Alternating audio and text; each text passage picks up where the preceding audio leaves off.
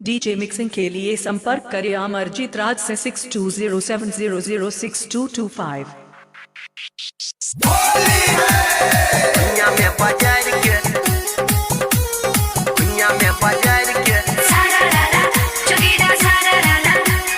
सारारारा चुगीरा सारारारा हे गे ललका पियर का डालबो हे गे ललका पियर का डालबो ओढ़नी उतार के रंग देबो चोली छौरी भुइया में बाजार के रंग देबो चोली छौरी भुइया में बाजार के रंग देबो चोली हे गे ललका पियर का डालबो हे गे ललका पियर का डालबो ओढ़नी उतार के रंग देबो चोली छौरी भुइया में बाजार के रंग देबो चोली छौरी भुइया में बाजार के रंग देबो चोली डीजे मिक्सिंग के लिए संपर्क करें अमरजीत राज। भुइया में बाजार के सारारारा चुगीरा सारारारा सारारारा चुगीरा सारारारा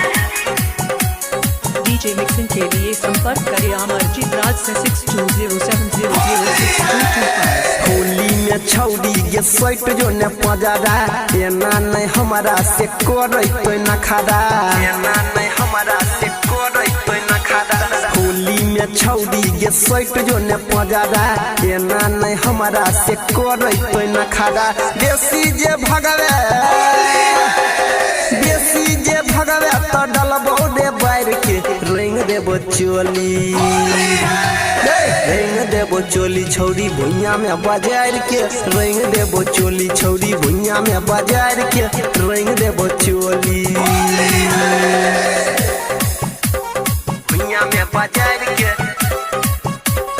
भुइया में बाजार के सारारारा चुगीरा सारारारा सारारारा चुगीरा सारारारा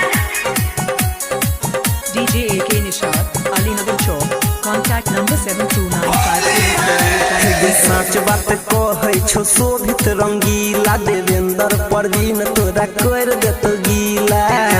परवीन तोरा कर देतो गीला हे सच बात कहै छो शोभित रंगीला देवेंद्र परवीन तोरा कर देतो गीला गायक अनिल से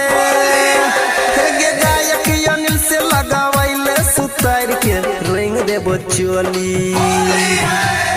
रंग देबो चोली छौरी भुइया में बाजार के रंग देबो चोली छौरी भुइया में बाजार के रंग देबो चोली हे गे ललका पियर का डालबो